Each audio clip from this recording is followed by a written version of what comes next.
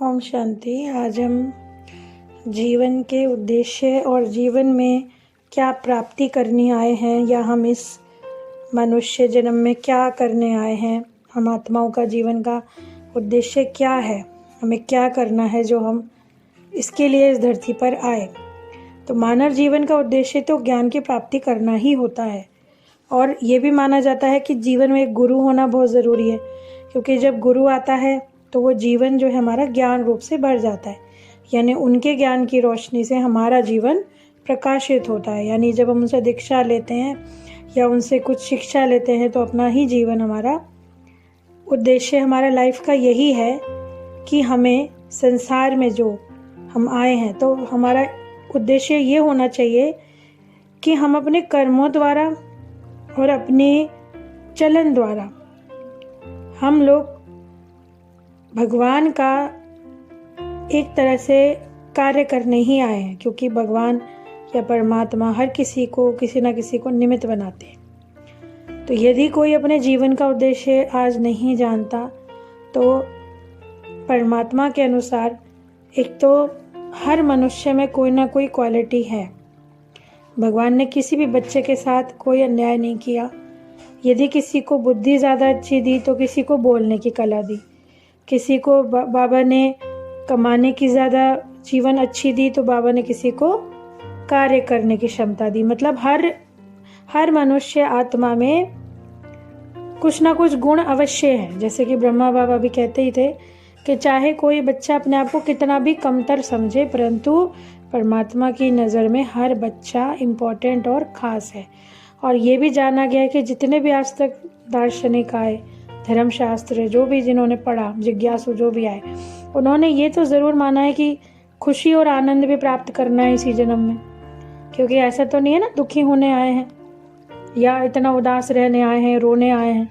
अपना भी जीवन खुशमय बनाना है और अन्य आत्माओं का भी। तो बाबा ने सिखाया है कि अपने साथ हर एक आत्मा को, यानी आत्मा भाई भाई को एक दूसरे का भला ही करना है। विचारों का भी आदान प्रदान ऐसे करना है कि उस आत्मा को महसूस हो कि आप उसके लिए अच्छा सोचते हो। इस तरह से हमें करना है कि उसको कभी भी हमारे विचारों द्वारा कोई गलत वाइब्रेशन ना पहुँचे। आनंद में जीवन अपना भी रखें और दूसरों का भी रखें। अपने लक्ष्य और सपनों को भी पूरा करना है। जैसे अब किसी का लक्ष्य है कि भाई हमें ये बनना है, तो वो उसके लिए मेहनत करता है। अब किसी को नौकरी ढूंढनी है, किसी को घर बनाना है, तो लेकिन फिर उसमें हम लोग इतना खो जाते हैं, इतना दुखी हो जाते हैं कि जैसे हमारा वो लक्ष्य पूरा नहीं हो रहा है तो हम परेशान होने लग रहे। तो बाबा ने कहा कभी भी दुखी नहीं होना है, कभी भी उदास नहीं होना है।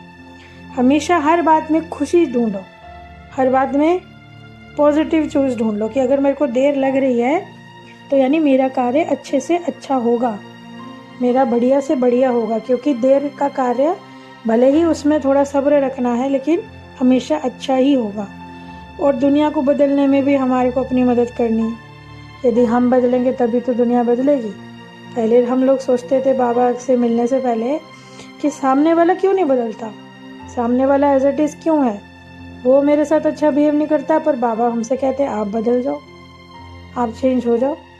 दूसरा नहीं बदल रहा, आप अपनी वाइब्रेशन अच्छी कर दो और आप उस आत्मा को और ज़्यादा प्यार से उठाओ, क्या पता उसे ज़रूरत हो।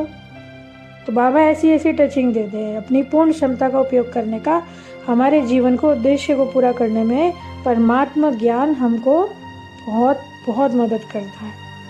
और जीवन का अंतिम सत्य तो वही है कि जो हमने अपना जीवन कैसे बिताया, जब आत्मा का अंतिम समय हो तो उसे ये ना लगे कि मेरा कुछ रह गया। उसका हर तरफ से मन बिल्कुल ऐसा चित हट जाना चाहिए कि भाई मैंने जो करना था, जो पाना था, मैंने पा लिया। परमात्मा ज्ञान मिल गया, बाबा स्वयं मिल गया, उद्देश्य पूरा हो गया, तो हमें दुख नहीं होगा। शरीर छोड़ते समय यदि मनुष्य के मन में एक भी दुख या इच्छा रह जाती है तो वो उसे इस धरती पर बार बार लाती है। तो संसार के दुखों का प्रमुख कारण एक तो हमारा अज्ञान है और कुछ ना कुछ हमारी इच्छाएं हैं। तभी तो मनुष्य आज का दुखी है कि मेरी कोई इच्छा पूरी होती ही नहीं। तो हमें अपने आप के साथ साथ औरों का भी अच्छा सोचना है और जीवन का उद्देश्य पूरा करने का सबसे अच्छा तरीका यही है कि निमित्त भाव से चले। कभी भी उससे हमें भारीपन भी नहीं लगेगा, हमेशा ये लगेगा कि हमने जो हमें परमात्मा ने जीवन दिया है वो हमको चला रहे हैं। इतना अनमोल जीवन बाबा ने दिया, ज्ञान दिया, अपना परिचय दिया, तो अब हमें 2 तरीक़ों से हम अपनी लाइफ जी सकते हैं। या तो हम अपने हिसाब से चल लें या हम परमात्मा के हिसाब से चल लें।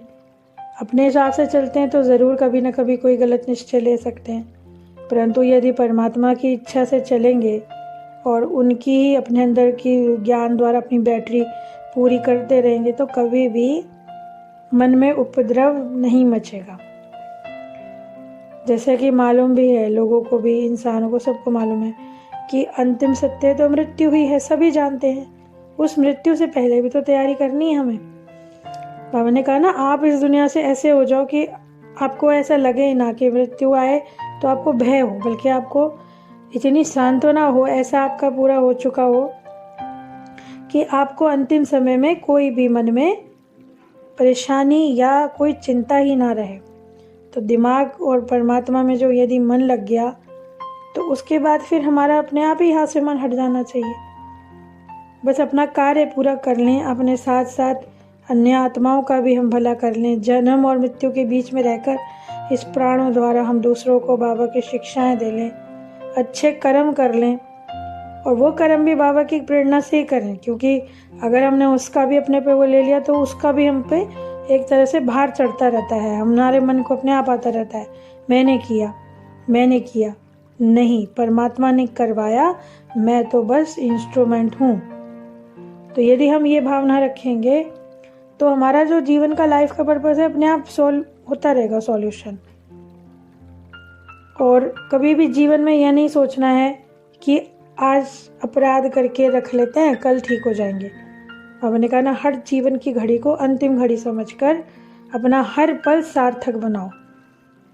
कोई भी आपका पल ऐसा ना जाए जिसमें आप व्यर्थ काम कर रहे हो, आप व्यर्थ दूसरों के लिए बोल रहे हो, या फिर आप कुछ नहीं है तो आप भगवान को बैठ के याद ही कर लो। बाबा ने ज्ञान इसलिए तो दिया हमें कि हमें ये अब पता चलेगा ना सच क्या है। तो हर इंसान को ये सोचना चाहिए कि मेरा जीवन का उद्देश्य कुछ ना कुछ अच्छा कार्य ही करना है, वो भी परमात्मा की निर्देशानुसार।